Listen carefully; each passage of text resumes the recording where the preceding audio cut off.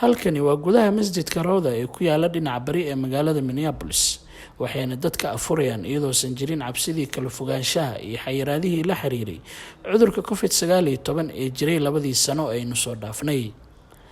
salaadaha dhan masaajidka ayaa lagu ogaa iyadoo garbaha la isku hayo xirashada afdaboolkuna uusan ahayn mid qasab ah culimada iyo dadka masaajidkani ku xiran ayay dareen gooni ah u leedahay in bisha soonqaad masaajidka ay ku cibaadaystaan si cabsi la'aan ah walaal bisha Ramadaan horta acmaasha muslimiinta ay qabtaan soon kaliya kuma koobno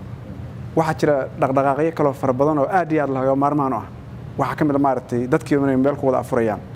waxa kamid ah maartay suugaadka salaadaha la isugu imaanayo wacdiga la dhageysanayo sadaqaadka la ururinayo iyo arrimo kale fariiq ka batay oo kulligood u wada baahan isku imaatinka dadka marka labada sano la soo dhaafay dadku ayagoo kaliya bay guriyahooda ku jiraan oo ku soomaayeen meel la isugu imaanayeen ma jirin mashaariicdaas oo dhan baabaaday masaajidda runtii aad iyo aad bay dib uga mareen sida ay uga gudbi lahaayeen marxaladda adag lagu jiray laakiin mar labaad baan ku soo laabanay inaan dadka ay si jamaca isugu yimaadaan ay meel ku wada afuraan ay salaadaha tukadaan ayagoo maartay kumbilada ayagoo wada dhameystiran arta marka waxa weey runtii shucuurka dadku dareemayeen aad iyo aad buu uga duwan yahay kii hore farxadii diila ka buuxda masaajidda laftigooda iyo waxa helayaan maartay way ka fiican tahay sidii hore oo cidlada ahayd sidoo kale maqaayadan idin muuqata ee nuun waxa ay ku taalaa qaybta sare ee suuqa Carmel waxaana bisha Ramadaan kor u kacay dadka ka adeegta kuwaasi oo qaarkood ay gelinka dambe shaqeeyaan horena ay afurkooda u sii qaataan maamulka maqaayada oo noo sheegay in soonkani ay aad u soo dhaweynayaan markii loo eego labadii soon aynu soo dhaafnay wallahi alxamdulillaah aad aan ugu faraxsanahay waqti qurux badan ayuu ku soo beegmay alxamdulillaah waayo waxaan dareemaynaa awalka hore corona jiray marxalada adag jiray kala dheeraansho oo distance oo dadka mataqaanido u jiray hadda laakiin alxamdulillaah waayo dadkii isku dhex jiro mataqaanido dadkii oo kala dheeraanaynin businesskiyadii oo kor u kacay ma sha Allah alxamdulillaah waxaan dareemaynaa farxad aad u weyn dhanka kale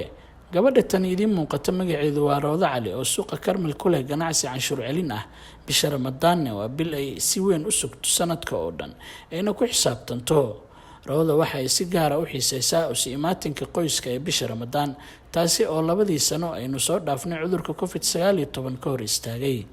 balse sanadkani waxa ay soo dhaweynaysaa bisha Ramadaan iyadoo aysan jirin wax cabsi ah oo la xiriirta cudurka COVID-19 ehelka iyo asxaabtana isku meel ay ku afurayaan waxaan dareemayaa dhaqan hore u soo laabtay dhaqamadii hore oo Ramadaan ka hor la yaqaan oo dib u soo laabtay baan dareemayaa familkiiba imaanaya afurkii baad karinaysaa soo runaantii Soomaalidan waxaan u baranay inaan isku nimaano labadii Ramadaan jaq ay baa la isku imaan karin midkan waa la isku yimaado last 2 days cuntada waa la karinayaa already weekend we have a plans we have a guests on imaanayo uu ka duwan yahay absolutely ugu dambeyntii gobolka Minnesota waxa uu kamid yahay gobolada dalka Mareykanka ay sida weyn dadku isu talaaleen waana sababta keentay in goobaha ganacsi isdhexgalka bulshaduba ay sidoodii ku soo noqdeen inkastoo dawlad maamul goboleedka Minnesota ay wali wado wacyigelin la xiriirta qaadashada talaalka COVID-19 haddana bulshada Soomaaliyeed ee ku nool gobolka Minnesota oo badankoodu istalaaleen ayaa ku faraxsan in laga soo gudbay maalmihii xirashada afdaboolka iyo kala fogaanshaha corona iyo waxa saadaaba ka sheekeena waxaas waa liiloomi waa dadka dhanba waxa waaye hadda waa waqtiyadii coronada waa dhamaaday ilaahay nagu soo celiya taagana Abdurrahman Tore Nairobi. Thank you for listening. Please make sure to share, like, and subscribe to Runta News channel on YouTube, Facebook, and Twitter.